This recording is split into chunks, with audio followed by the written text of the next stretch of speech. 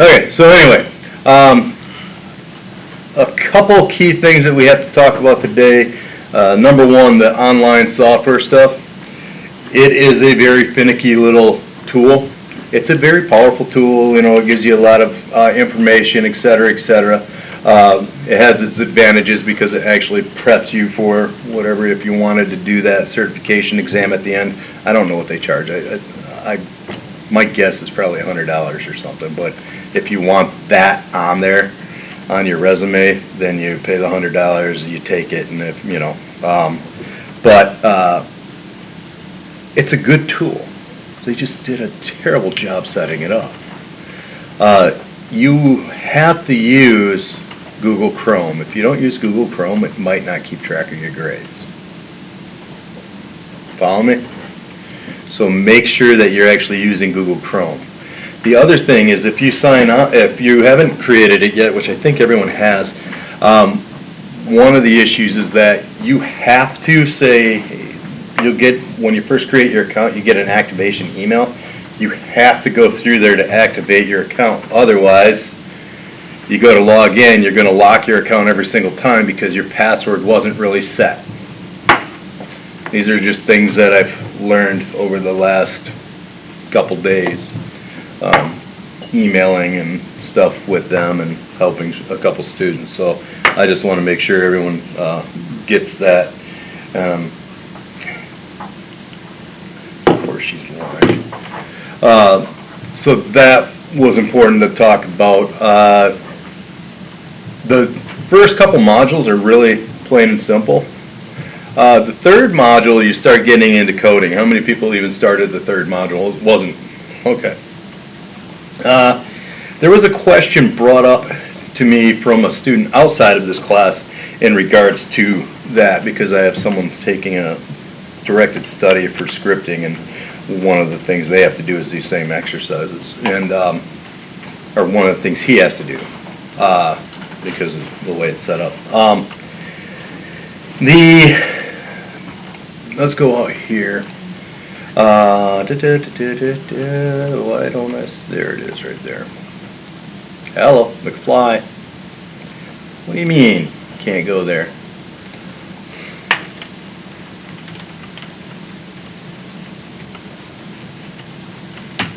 Will that take me there? Thank you.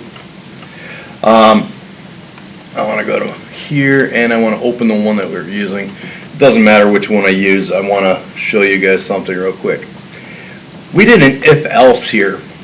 You don't always have to do an if to test something. There is one thing that we can test for that is not if related, and that is Boolean. And Boolean is true, false. And I can put it up here because it's going to run before anything else. So I can say print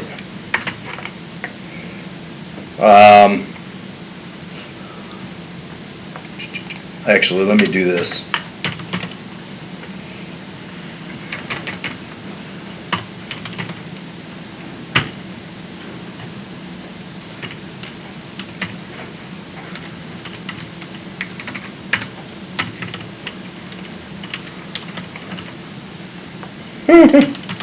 You guys gotta call me out on this stuff. You do know that, right? Sanford, you're not putting your quotes in there. What's wrong with you? And then print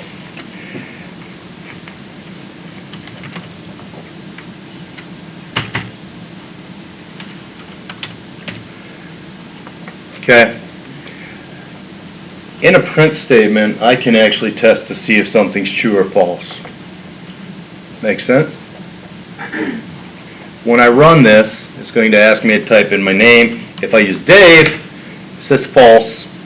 See where the false is up there? Enter your first name. Then I hit enter after I type in Dave, and it said false. Well, here's the thing. If I run this again, I'm going to stop it because the whole program is running. If I put David, it says true. Okay?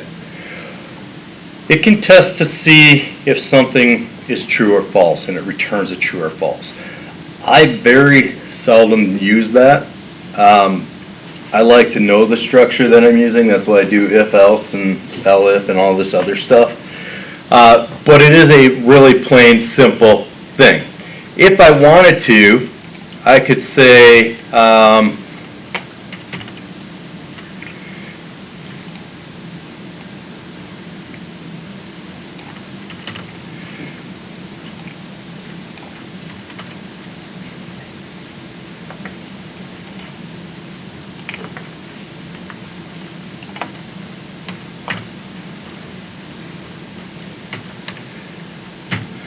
if age is greater than or equal to the number 40. Did I do something wrong there? Was the case sensitive? Yep, thank you. That's still not the problem though. What did I do? No, because, oh, equal. No, it's greater than or equals. No, it doesn't have to be in that. What is it telling me? Oh, I'm still running. That's one issue. Invalid syntax. Age is greater than, oh. There. Sometimes it's the previous line. So, okay. Now if I run it, it's going to ask me my age, and if I say 23 and I hit enter, that's false. If I would have put my actual age of 48, it would have been true. So you can test stuff for Boolean without doing if-else statements. Okay? And that is a direct thing in the training of that online tool, is they do actually ask you how to test that, and they say you can't use an if-else structure. So how do you do that? Like I said, I never do it. I've never had a reason. Because what I would usually do is just to test to see if it was an integer or something like that. This would be a way of testing if something was an integer, right? Yeah, I could test to see if it's an integer because, well, actually, that's not the answer either, because if I wanted to, let's see what happens. If I put quotes around it, like you said, now it's going to look to see if it equals text, not a number. So now if I click run, and I put in 40, and I hit enter, I'm trying to compare it number to text. So it won't do that. Okay? So, and I did that because you said that, and I wanted to say, oh, you know, I've got to show why. You know, so up here I created it as a number, which is an integer, and down here I have to test it with an actual number. So yeah, there's that. That was important. That's it. That's all I got today. No, it's not really. Okay. We have this. We can ask for more input. Do more tests and stuff of that nature. Right now, we're testing to see if the name equal David. Well, technically, we could do the test above if we wanted to, or we could, right now I'm saying name equal to nothing up here. I don't want it to do that. I think, because we were having an issue when we left, right? Of this actually continuing. So if I said Stan and I hit enter, you have to work for it. If I said Dave, I hit enter, so it's looping. You have to work for it. What if I said David, right? And I hit enter, you get an A. Now it kicked me out of the program. Remember how it wasn't acting right? Now it is. It had to do with the fact that we started at the top with it equaling nothing, and that's what it was staying as. Okay? So that fixes that problem. You happy about that? No one's happy about that? Well, you're going to want to pull this up because you're going to want to follow along today. I'll give you a second. Seconds up. I'll give you a minute. Don't make me say minutes up. You're always so happy back there. This is just funny. What's funny? Me? Yeah. Oh, that's not nice. Funny as in like comedic funny, or funny as in like I look funny? No, comedian. Okay, just checking. There's no reason to say it. I'm like, I didn't say sad, I said checking. Oh. Yeah. If you can insult yourself, no one else can insult you, trust me. You said that on Wednesday. I know, but it's totally true. Think about it.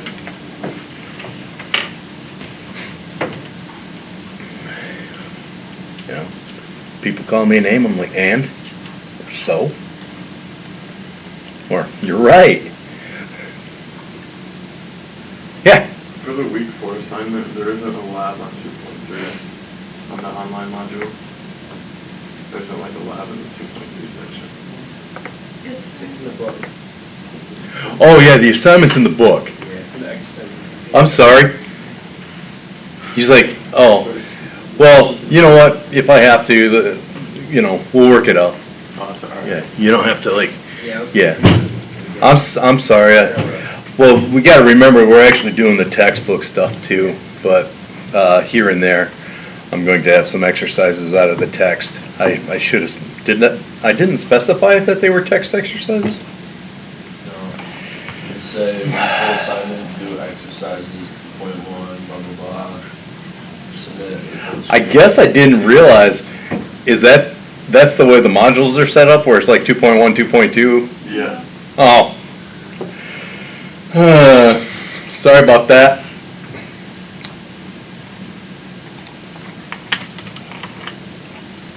There.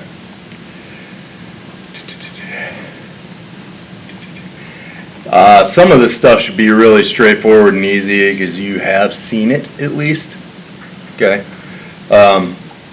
What's today's date? Well, it's open till Sunday anyway. I'll leave it that way. Remember, I'm leaving stuff open as I assign it, so if you don't like your grade, you can fix it, resubmit, that's fine. I will see that you resubmitted when I do grades and stuff. By the way, all grades are up to date right now, just so you know. So that's fixed. So 2.1, 2.3, 2.5, and 2.7. Yeah, that'll work. I wonder if I should pull the text up and make sure. I probably should.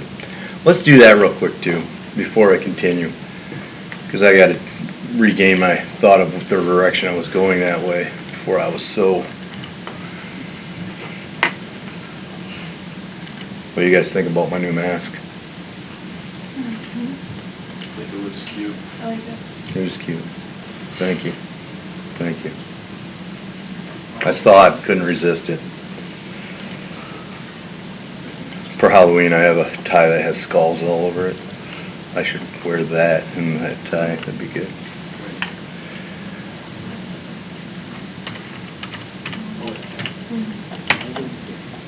So, anyway. I want to verify what's in those exercises, which should be fine. I don't think that'd be a problem. Are we supposed to do the large in-class assignment? Yes, we're getting there. But not yet. Well, that's kind of what you're doing, following along, but yes, we're getting there. Okay. Yeah. Don't question me on this. I was just curious. So exercises, I'm going to go look at them. 3.1 validating user input. I think I just literally did that. Are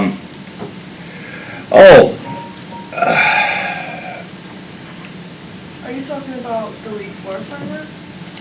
Yeah, it's week. Because that's 2.1. Yeah, that's what I just realized. I'm looking at this. I'm like, Page 70. I'll get there. I'll get there. Give me a second. Just give me a second. I'm a little old, remember?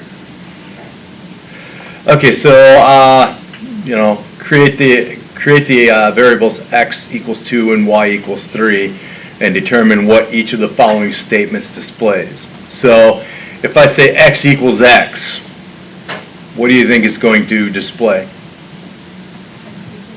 the value is my next. Yeah, whatever the value of x is, right? So what is that? 2. 2. Yeah. Well, no, just 2. Yeah. Yep. And the value of x plus x is, so 2 plus 2, right?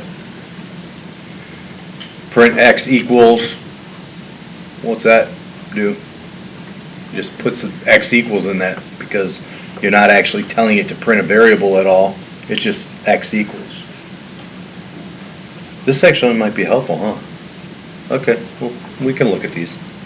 We'll have plenty of time to do the other part, don't worry, okay?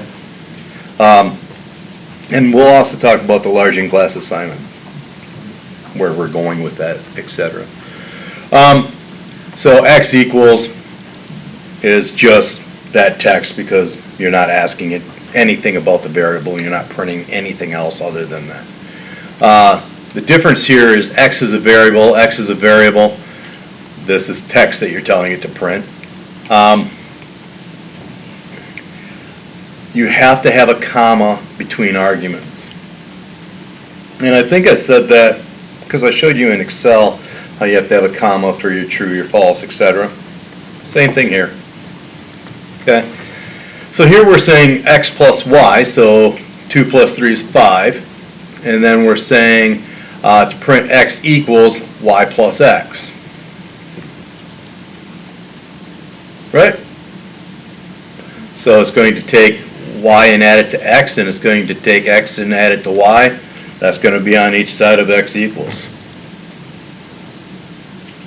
Okay? So, like, I returned my notes, and like the other ones, it made more sense because you actually had to like do a little bit of coding, but that one I just like put it in, like I just retyped it, like is that okay? Because I knew like what the output was going to be. Yeah, if you did something like, what do you mean you retyped it? I just like put it in and then like ran it. Oh yeah, that's fine. Well, aren't you, yeah, you're supposed to change the x's to the numbers and then find the outcome of the Well, value. yeah, you just have to assign them before you run them. Yeah, basically what you would do is, what she's saying is she did this. And then I could say,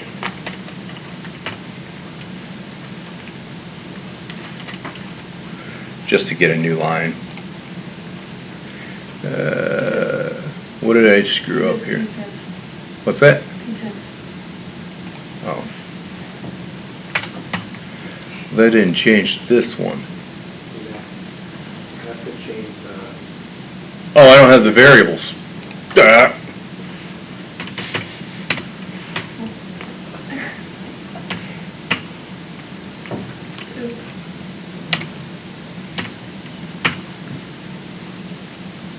Free. Thank you. I'm a little slow. Did you laugh at me over there?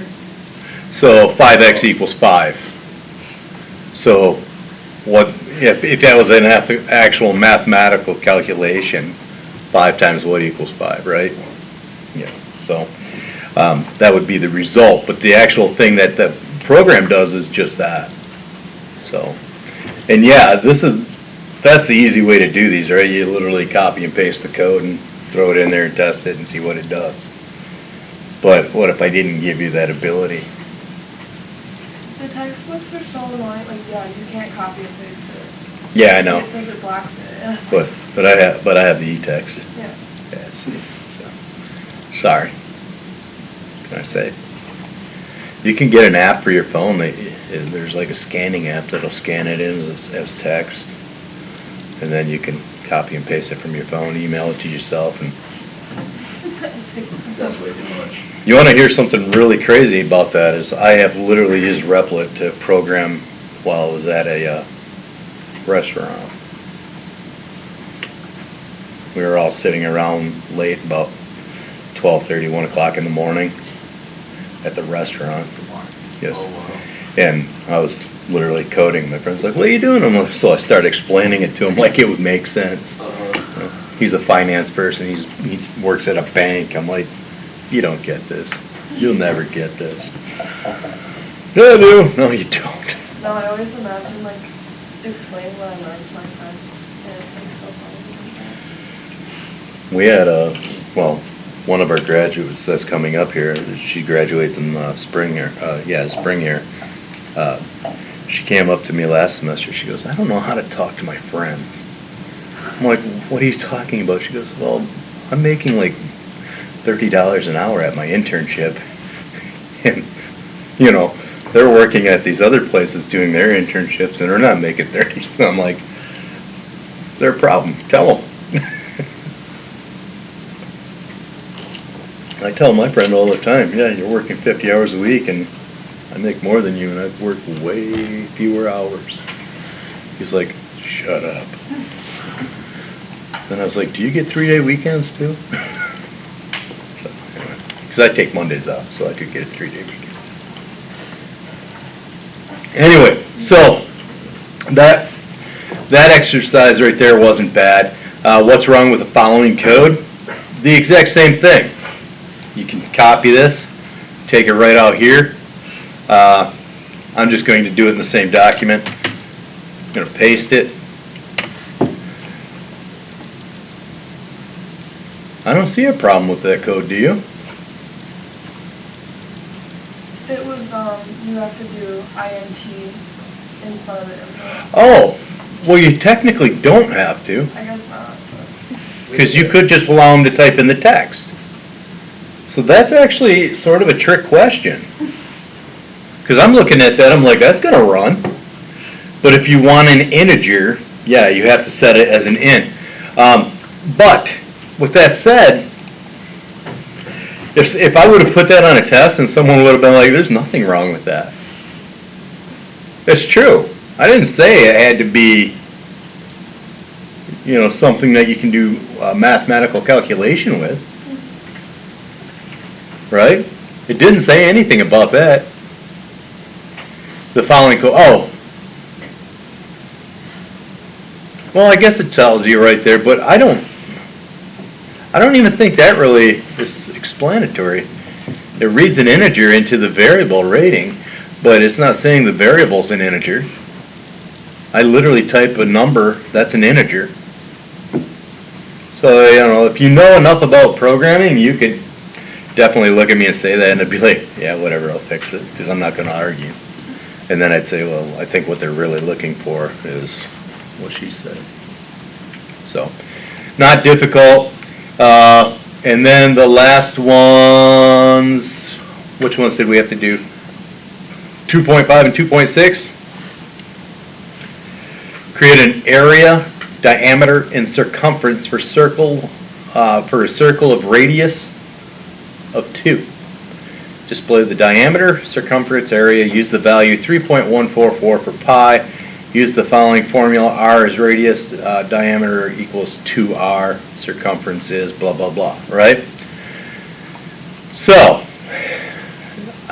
I already know that the answers to all this stuff are out there on the internet, but that's not going to do you any good, right? Because you need to be able to do this stuff and actually understand why it's doing it. So I'm actually going to move this, not that way. I'm actually going to move this out here.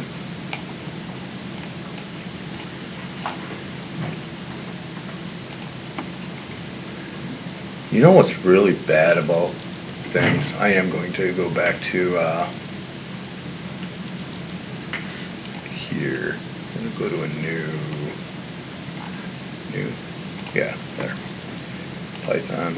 I'm just going to, and by the way, you can do them back to back in the same document, and if you wanted to, you can do them that in here and just do a print screen or a screen capture, throw it in a Word doc and submit it, right? You don't have to sit there and do it in Word, which is a pain. So, what they're telling you is everything you need to know to do this, right? Most of us know enough about algebra, but I'm not going to say everyone knows enough about algebra. So they actually gave it to you, and they're actually giving you.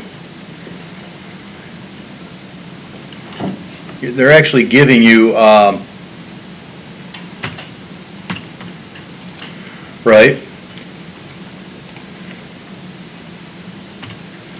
they're actually giving you the formulas that are necessary. And then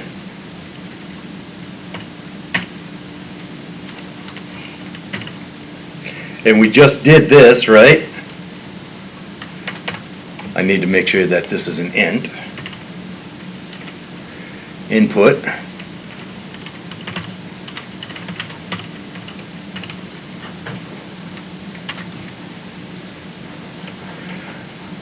I am terrible about that. Okay, so missing a parentheses. So, same thing I had last time. So anyway, there's that. And then circumference.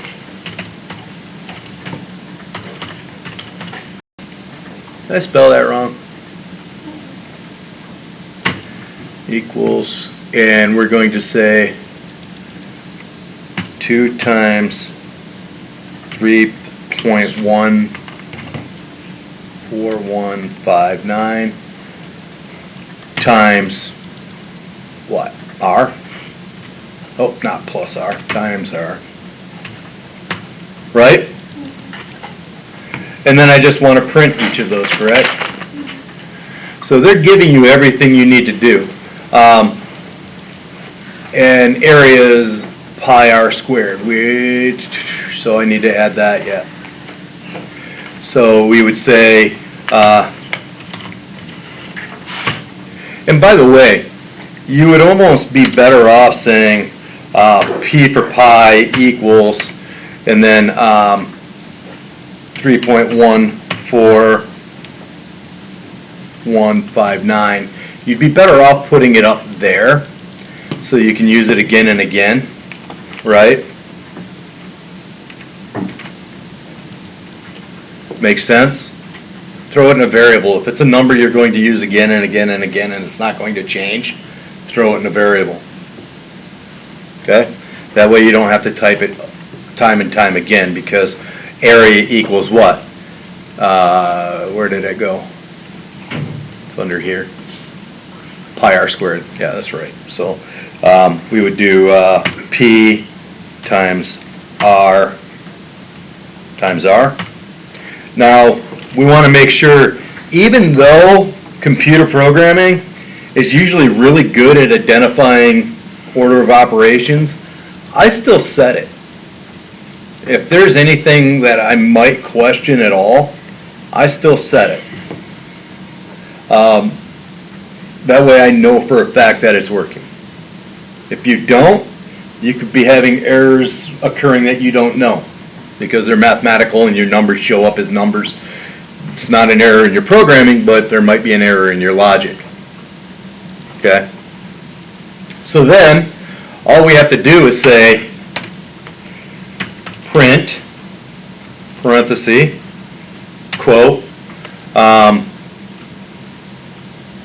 what was the first one? Diameter. Oh, what just happened? Go away. Click out of that. Yeah. Do this. What in the heck? There we go. Got it. So I'm printing what? Diameter in quotes, right? Don't forget your unquote, and then delete that. How did I end up over there? Like that. And then comma diameter, comma, quote space, because I want a space after the number, circumference,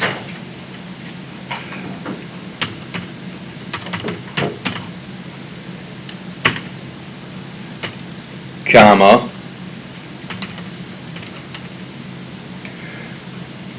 by the way, it lets you click on this to complete it, just so you know.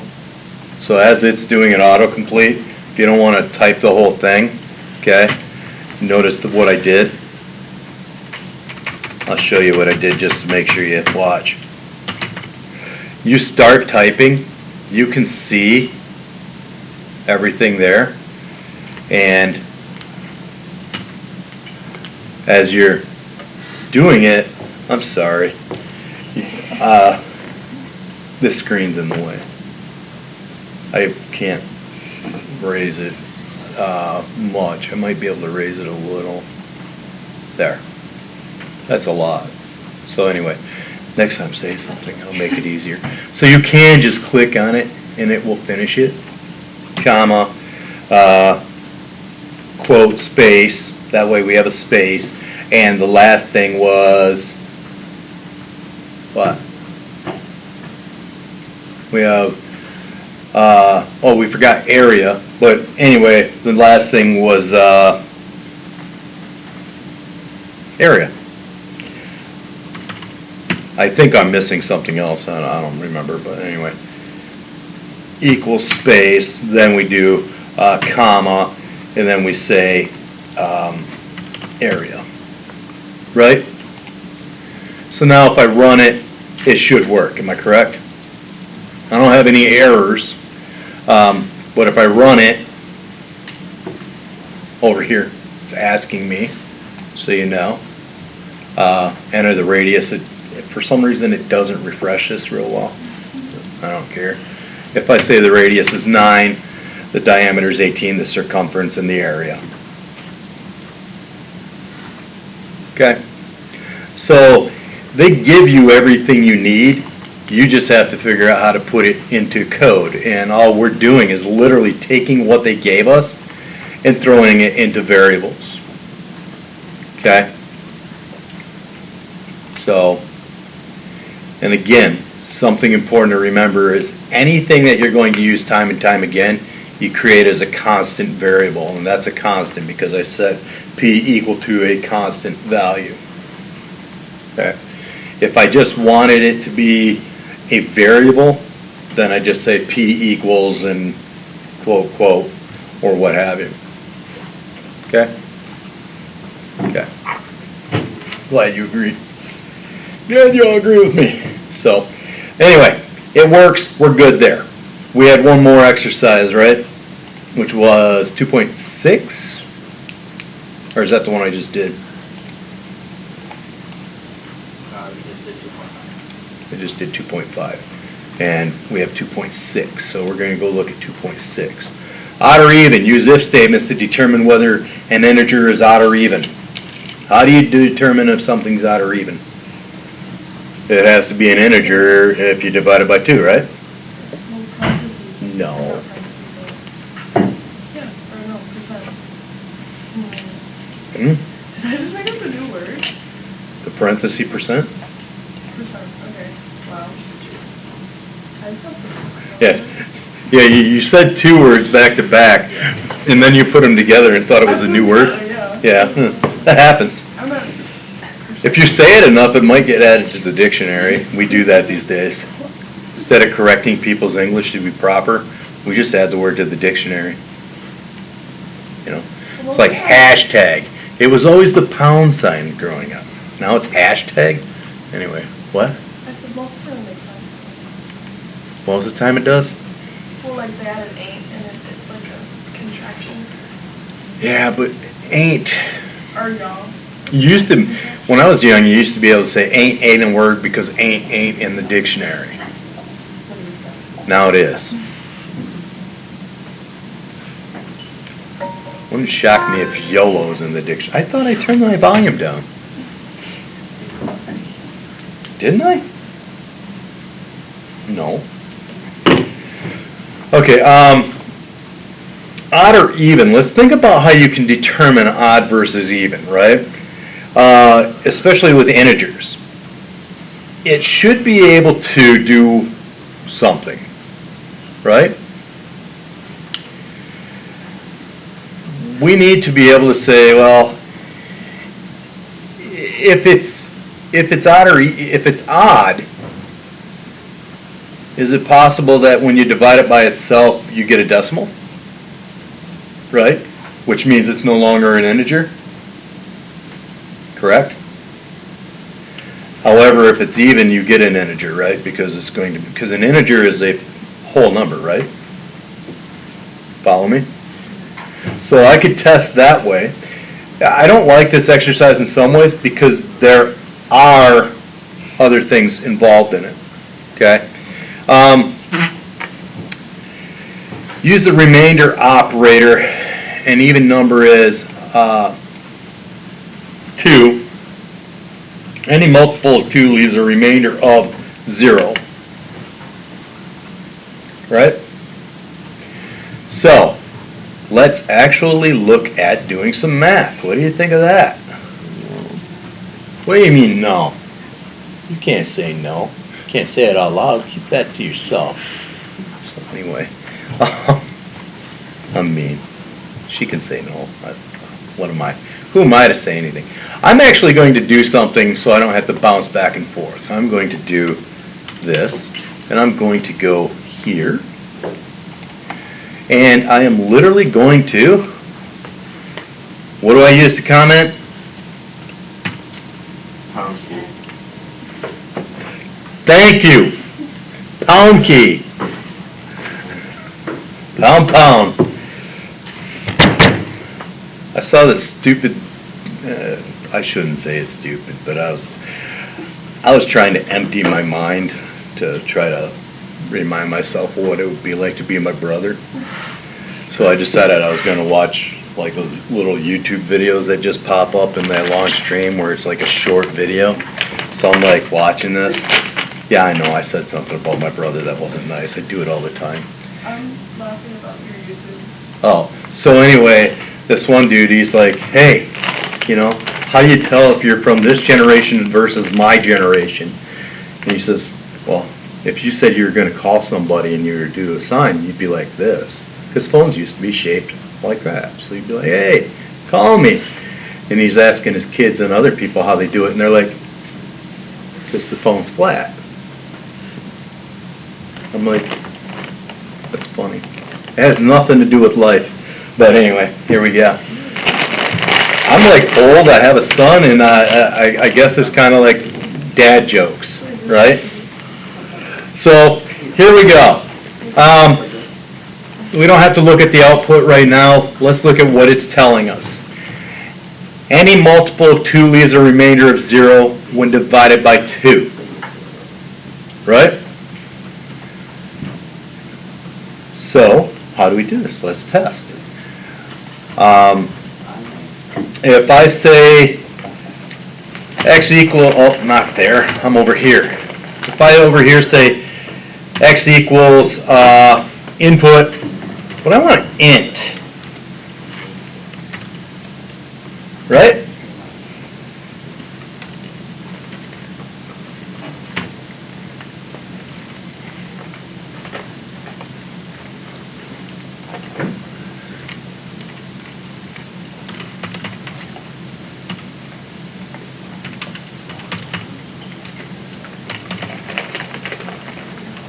Enter an integer. Easy enough? Why does it do this to me? Go away.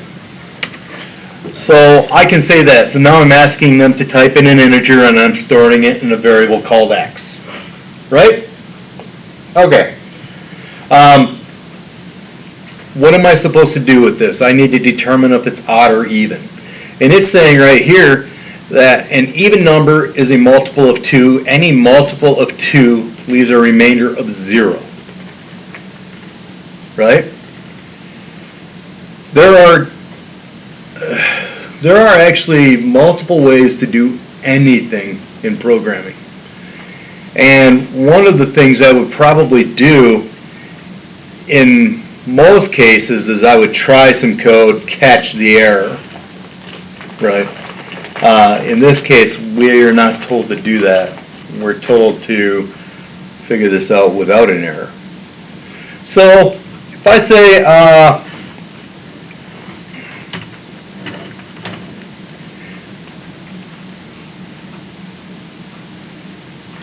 well, let's use the word result. Equals x divided by 2. Right? If I do this right now, I can say what? I got an invalid key, blah, blah, blah. What did I do? int. Oh, did I do no, I didn't do the same thing. Oh, I don't think that's there. Try it again. There we go. Okay, so if I add a 9 here, I didn't print it. I should have printed it. Oh, somebody call me out on stuff like that, right? I'm printing result to the screen. Now I do it, I put a 9 in there. I'll click over here. So I get 4.5, right? Well, I have to test to see if it's if it's an integer, right? So how would I do that? There's a couple ways of doing it. Give me some ideas. I'm going to do a quick search because I want to show you that there are ways.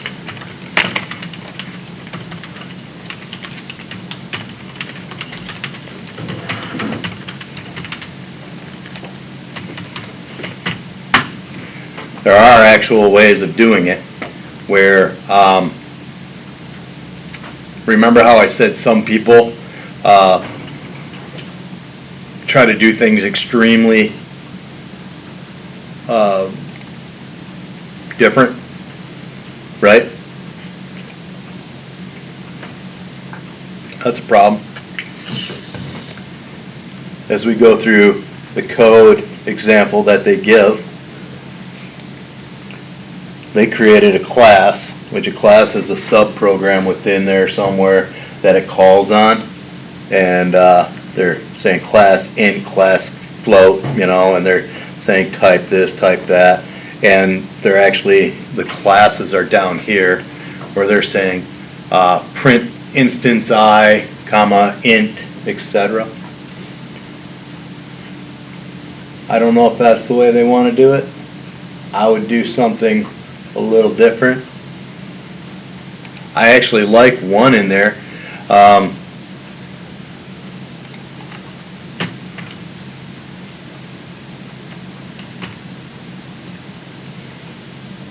Is that what I saw? I actually liked one of the, oh, is underscore integer, that's why.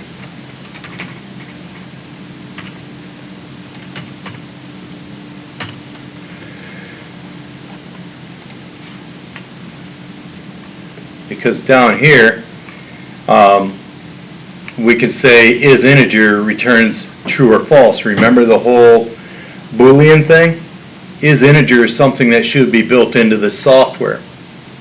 So let's actually run this and test it. Let's put a 9 in there. Built-in method is integer, float object 0, blah, blah, blah. So we've got something going on in there. It didn't error out. Oh, I need another set of parentheses in there. Where were you guys on that? Now let's see what happens. Okay, we're getting somewhere. So this is without doing a long if function and everything else and a ton of math. Right? Or we could have done a ton of math. We could have actually divided by 2 and then seeing if there was anything left, and if there was, then it wasn't an integer, etc. Okay? Now,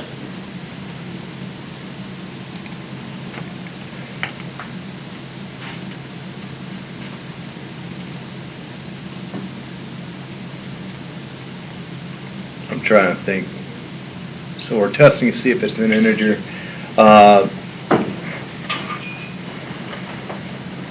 If I was to do this in an if structure, let's do it this way. If, parenthesis, close parenthesis, well, actually I could say equal, not right, equal, false, right? Oh, the word false, sorry.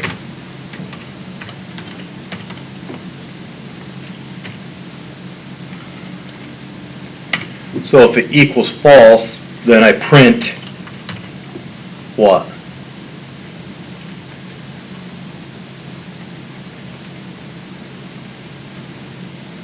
If it isn't an integer, it's what?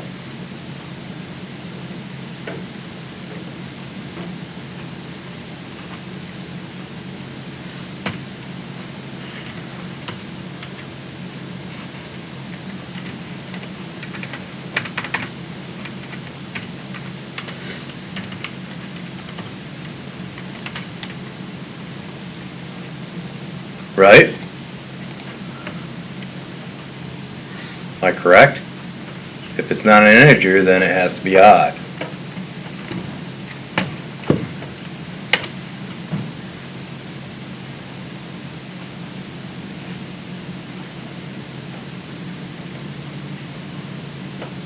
Oh, I'm not checking to see if X is, I'm seeing if result is, right? Why am I getting this? I think it's because I've got to go down, and then I got to say else that. Oh, I forgot my comma. Where are you guys on this stuff? You got to tell me. Else print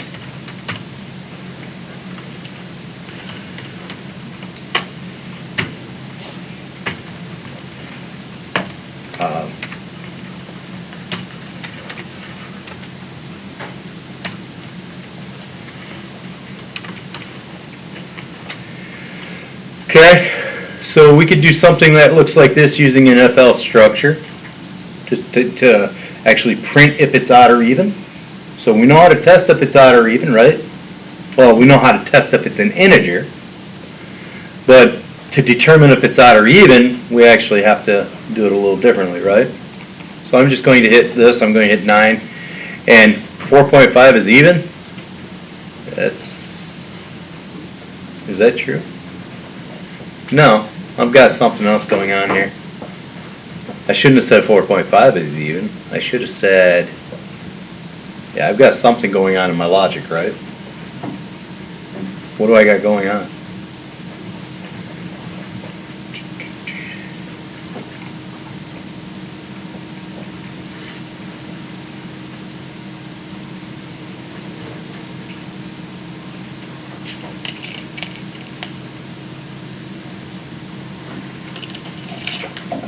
Because 9's not even and 4.5 isn't even.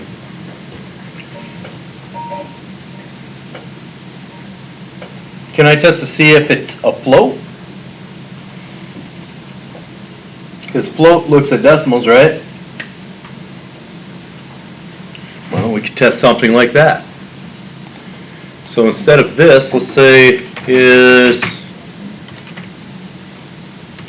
see if that is an option for me.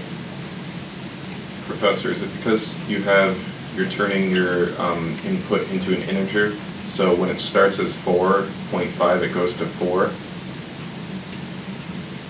You get what I'm saying? Where? So like, see where it says x equals integer input? First line. If you type in 4.5 it turns to 4, right? No, it shouldn't accept it if I type in 4.5. It should bounce back. Let me go back here. Let's go here. 4.5. Yeah, it's going to bomb out because an integer can't store a decimal at all. Okay, they can't even convert it? No. In C#, for instance, you would actually say that you would set your number as a double and then you would determine all of this, or you could do integer, etc., right? Because if I wasn't dealing with integers, is it possible that I could be checking to see if a decimal is positive or negative? Or not positive, odd or even. A decimal could be odd and even, right? Like 0.2 is what? Is it divided by 2 equals 1, right? Can I take that and see if that's true? See what I'm saying? There are multiple ways of going about this. It's hard to determine if there's a right answer, number one. Number two, if anybody in this class has experience in Python before going into this, they might have a way of doing it that the textbook didn't mean, right? I think I provided you guys with a, let me double check. I might have actually provided you guys a link to the solutions. Imagine this. Oh, they're not there. I'm going to have to put them back out there. But I had the solutions out there so you could see what the textbook actually wanted. But there are multiple ways of doing this. And the one thing we just determined is I should be able to take it, divide it by itself, and it should equal 1. Right? So how about this? Instead of taking x and dividing by 2, we can take x divided by x and then say if x divided by x equal 1, then result is, or then x is even, right? Else x is odd. So I flip my stuff around, but if result x divided by x is even 1, right? Because it has to equal 1. A number divided by itself has to equal 1. But wait, no, that's not going to work either, right? Why is that not going to work? Because any number divided by, yeah, we got an issue there. Every number, yeah, because it's an integer. So if I say 9, if I go back in and I say 8, yeah. So I just did that wrong. I used what I was trying to say was the percent. For? This one, I did, oh gosh. There are a lot of ways to do this, and the book is going to look for the most simplistic way. Yeah. So what? And what was that? She'll find it. Yeah, I got it right here. So I did like the number equals like the int input, like after your number. Yep. Then I said if number percent 2, then print this number is odd, else print this number is even. Okay, so you said if x percent 2 Yes. equals what? Or just that? Yeah, just that. Then the number is even, else. Okay, let's try that. You have to do. What'd I do wrong? Else you have to flip the if and else, so it would print. Oh, yeah, gotcha. I'm lazy, I'll do it this way. And I say I'm lazy, but I think that took longer. Anyway, so do it again. So it worked that way. You have to test it both ways to make sure it works. And then I think if you enter like a 4.5, it'll just like. 4.5 should bomb out because it's not an integer. Okay. That's the biggest problem with integers, and that's one thing I don't like about integers, is that if for any reason you're not testing for that to see if it's an integer, you have a problem. So technically what should be happening is I should have another block here that I would tab all of this in once and do a test to see if this value is an integer before I even perform the rest of the code. Okay. I think, yeah, I would have to do it up here, I believe, because you're already asking for input when you hit enter. Yeah, by the way, I don't even need this line of code. So this is our code. I'm just trying to think where I would do it. It's here you type it. As soon as you hit enter, it's going to bomb out. I think I would actually do it differently. I think I would just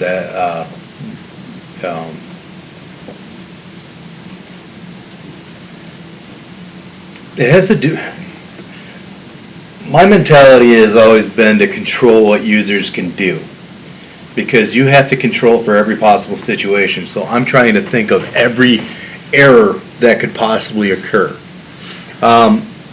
In Excel, you do an if error, then you do your function inside that, and then you say what you do if that function has an error. In C#, you do a try. You try this code. If it's an error, you go down. And in Python, I don't think try catch works in Python.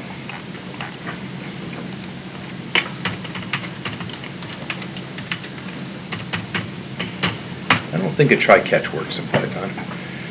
No, it has this.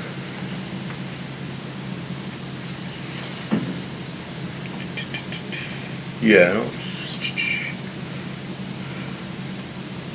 Oh, they do try except. Okay. So I could do try and do an except and see what happens. So literally what I would do is right here, I would put a try, and yeah, so while true, that's fine. So yeah, okay, so I would do a try. Then I would have to indent all of this. By the way, you can do this. You can highlight all the code you want to indent and indent. And then what was the last thing? Exception, okay? So you would literally take this code, put it right here, and take these out, obviously.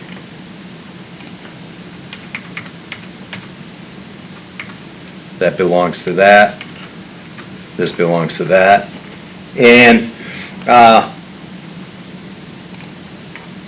you would say like not an integer. And then you would try it. So it's going to try the code. If there's an error at all, instead of bombing out of the program, it's going to give you a warning. No. So, is that better? I did that for you, Naya. I'm just kidding. So, anyway, yeah, you're going to try this code. If it bombs out, you're going to do this. But the thing is this is how you control for errors. And in programming, like if I was doing a visual, like a web form or something like that, I do a try catch, and that I can control what people do and say, okay, well, there's an error here or what have you. What I would typically do, though, is actually have a list that they select from or something of that nature if I think that there could be a potential human error. This is the biggest problem with software. Any application out there, as soon as you get human interaction, you have to try to guess what they could possibly do wrong. Okay? We're not at this point, so it wouldn't have you do this, but you would have ran into it if I typed 4.1 or 4.2. Now, can I do that with a float instead of an int? And the answer is yes. And if I did that, so right now if I actually type a 9 in there, it's odd. If I run it and I type a 4.5, oops, that was not an integer, try again. But I didn't have it in a while loop, so it didn't go back up to try again. Okay? So technically, this would have to be a while. And, okay, you'd say, while this value is true, then you keep doing it. But I did an exception for the error. Now, if we were to do this as a float, then when I hit run, I should be able to go for 4.5, and 4.5 is odd. But what if I did 4.4, right? That's odd too. Why is that odd? Yeah. But it should have still been 2.2, right?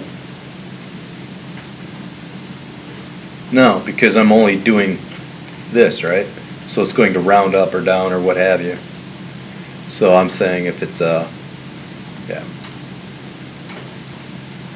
So you can get it to accept it, but it's still not going to work right. So then you got to figure out how you're going to handle that. Like in some programming, like if you want to do something with like zip code, even though it's a number, you would actually just do it as text. You would do a string for zip code. And the reason is you're not doing any mathematical calculations with it. The disadvantage there is that if you do that in Python, like some languages you could do that, where you're like, if it's you set it as a string, but if you do that in Python, someone could put 486A0 and it would accept it, right? So you'd still want to test to see if it's an integer, right? So you'd still store it as an integer, which in other languages I would store it as a string. I wouldn't bother because I can test for it other places and everything else. So there's challenges in everything, and there's multiple ways to do everything. The advantage to this, doing the try, if I said while,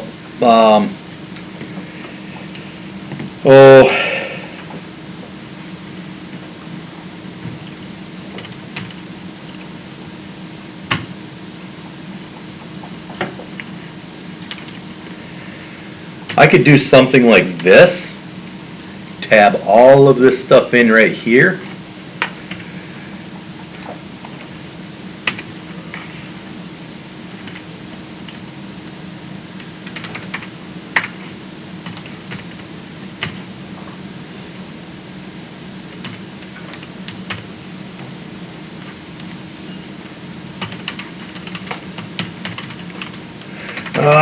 Why do I always forget the quotes? You guys are supposed to call me out on this.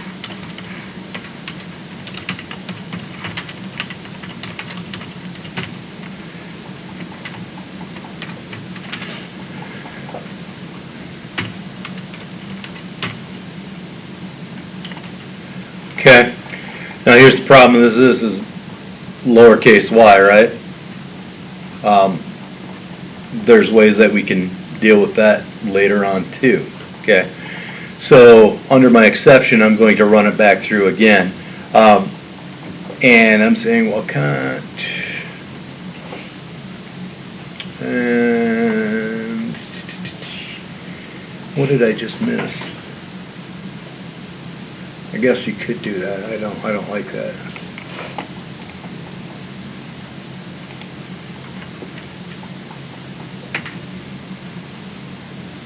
Wasn't that like here? Oh, no wonder. Up here I actually have to create a variable.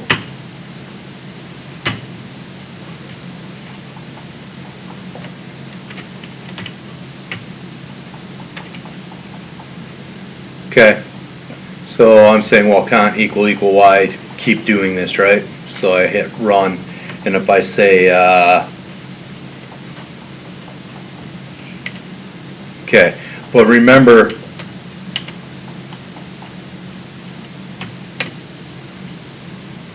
what happened here.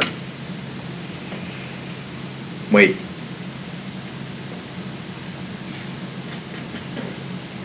What did I do where it bombed out? Why can't I get it to bomb out all of a sudden? Oh, I set it as a float. This should have been an int, right? Whew, scared me. So I do this. It's going to go all the way to the end, say, do you want to try again? If I say yes, it's going to ask me for an integer again. Okay? So we've done all of this stuff at least once, except for the try except. The try except is a wonderful statement because what happens is you run it, and if there's an error, it doesn't just stop running, right? It asks you what you want to do next.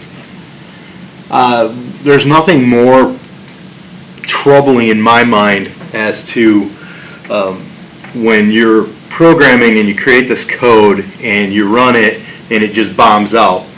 And it gives you a line number of, you know, where the code might have bombed out. But that code could be referring to another area of code. So what you do is you actually do try catches, and if there's actually an error in that code, that's where it's bouncing back to, right? You can actually have it instead of showing,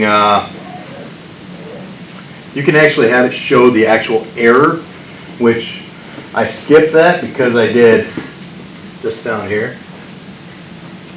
Okay, but yeah, you always want to keep it running so you can keep troubleshooting. You know, make sure the rest of your program works, etc. Make sense? So yeah, the only thing that we did new today is the try except. Everything else we've done already. And what I like about doing this stuff is that you're seeing it again and again, you know, and then we introduce a new thing into what we've already seen. So every time you see it, it's going to be that much more easily doable for you. You're going to recognize it, you're going to become familiar with it. There aren't a lot of structures to intro to Python, for instance, that are extremely difficult. It's just how many of them do you see? Okay. So this chapter 2 was pretty straightforward. And then I asked you to look at 2.11, right? That's not what I'm looking for. So let's look at 2.11 real quick. And 2.11, write a script that inputs a 5-digit integer from the user. Separate the number into its individual digits. Print them separated by 3 spaces each.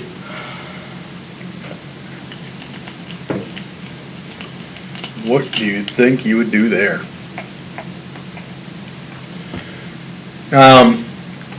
Here's another case of all kinds of things could happen.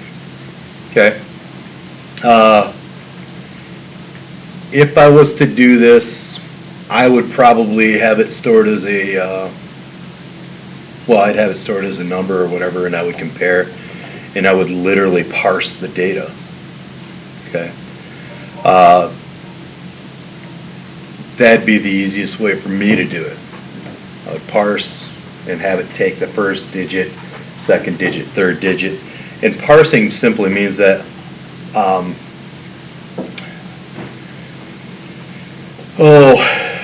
you look at it as a string, and each component in that string, every letter, every space, every period, every comma, is something that you can identify. Okay.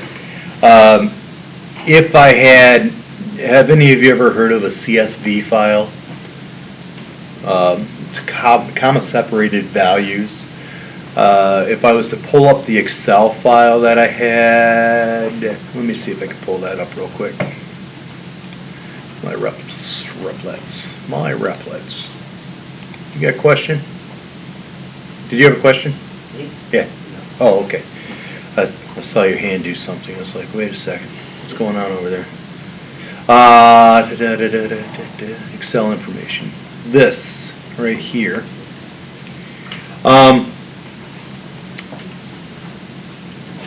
Is this?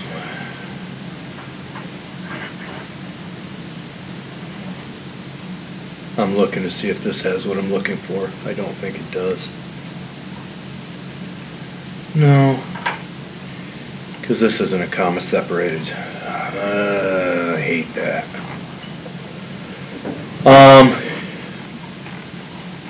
Needless to say, what happens is this: you can literally identify each character in a line of text, and you can say, I want every single character to come off individually. So I can parse, and I don't think Chapter 2 has anything about parsing, if I remember correctly.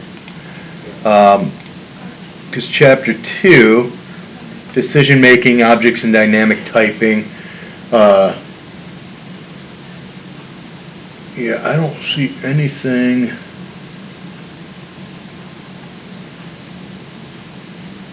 I don't see anything that would do that. So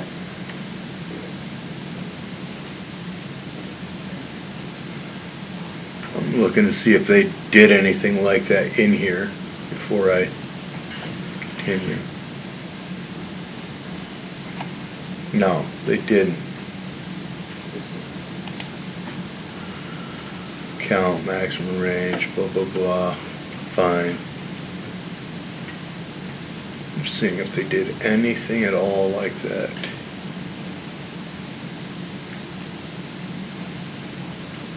No, they didn't. Okay, so I don't know why they asked you this one in here, but I do know why I asked you to look at it. What happens is, and I want to write on the board, but if I do, it doesn't show up in my recording, so I'm going to use Excel, or Word instead, sorry, and show you what I'm talking about, hopefully. In Word, I can determine how many characters something is. I could say the word hello, for instance, okay? I know that there's 5 characters. I can actually parse and recognize each individual character and pull that individual character in. If I was to do hello, comma, space, David, I can actually find the space, okay? Because when I parse, I can say, I could do a comment that looks like dot, oh, we'll say that was input, and I can say, I can do something like parse dot input, and then say that I want it to find quote, space, quote, before it prints the next value. So for each changing character, blah, blah, blah. So I can do something like that and recognize each space. I can recognize each character. I can look for commas and everything else, right? If I was to do this, and I'm going to real quick, I'm going to open Excel. Excel.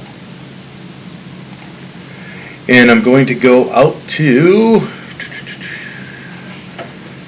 real quick here, I'm going to go out to finance.yahoo.com. By the way, this is a really good way to get a lot of data really quick.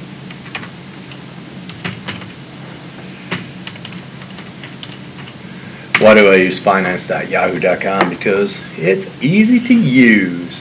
So I can search for Ford, and I can literally go to historical data, and I can go ahead and say time period I want it for, where'd time period go? Time period I want it to go for a year, and show historical. I'm going to apply. Then after that, I'm going to download, and what it downloads is a CSV file, comma separated value file. And with this, I can open it in Excel, and it shows like this, right? However, if I go to downloads, and I open, is it going to let me open it that way?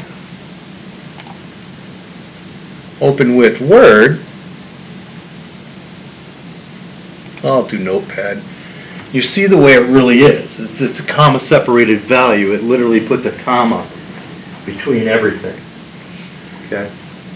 So if that's a comma separated value, I can recognize the comma and do that. If there's a decimal, I could stop at every decimal point and print something. Okay. Now, with all that said, hopefully, because we're not coming to an end yet. Yes, we are coming to an end. Wait, It's over. Get out of here. No, give me 1 minute. The large class, in-class exercise. So for the online portion, you said use Google Chrome? Or Yes, use Google Chrome. If you use anything else, for some reason, it just acts up. hopefully it's saved for me. Yeah, you can email me and ask, and I'll be able to.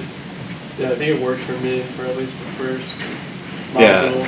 I'm not sure exactly what's going on with it. It's a terrible design, but whatever. The large in-class assignment or project that we're working on, that's that coding that we're working on. We started last class. I said we're going to continue to add. We'll continue building. It's not something I'm assigning individually as a, you have to come up with something, blah, blah, blah. Okay? Get out of here. Have a good weekend. Sorry for wasting your time. Did you learn something new? Yeah, the try catch. Yeah. Try accept. Yeah. Try catch is another language. I'm used to C, so that's why I say that. So am I. Have a good one. Take care. Don't work hard, but work hard enough. Really?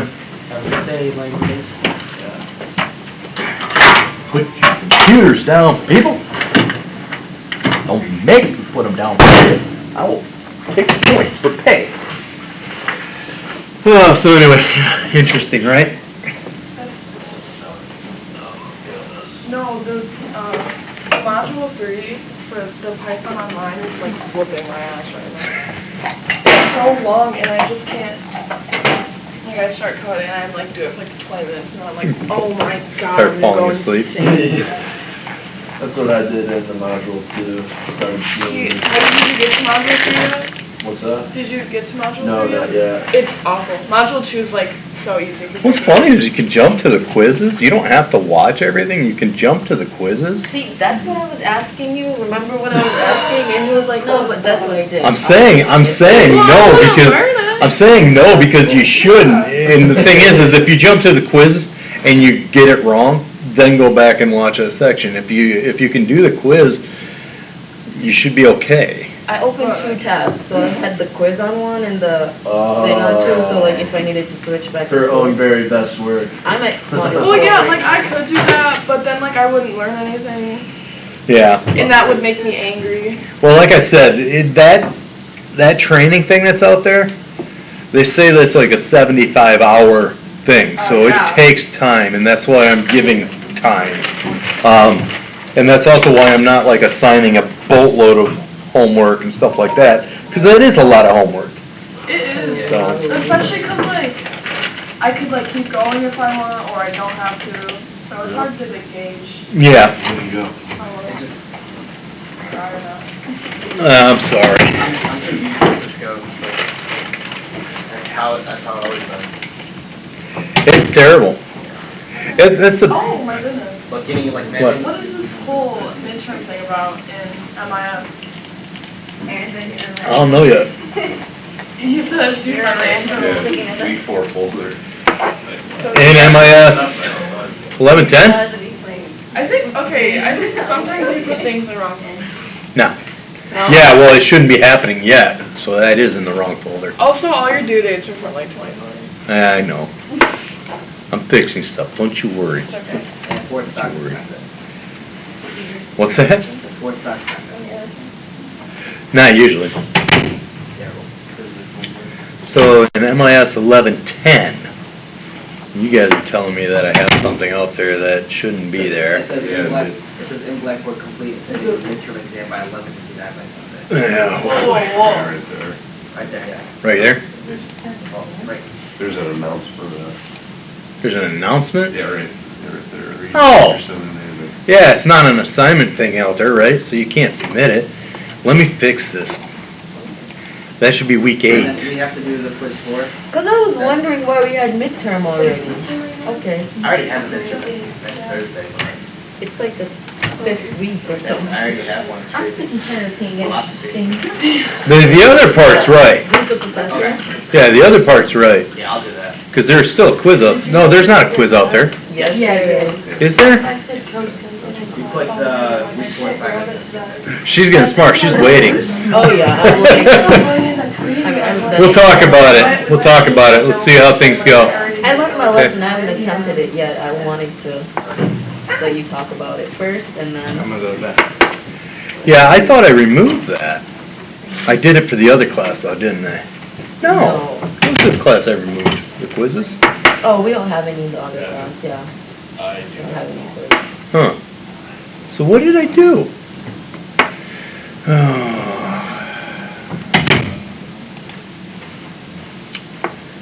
goes over 7 and 8. I'm going to, that's fine. That's moving.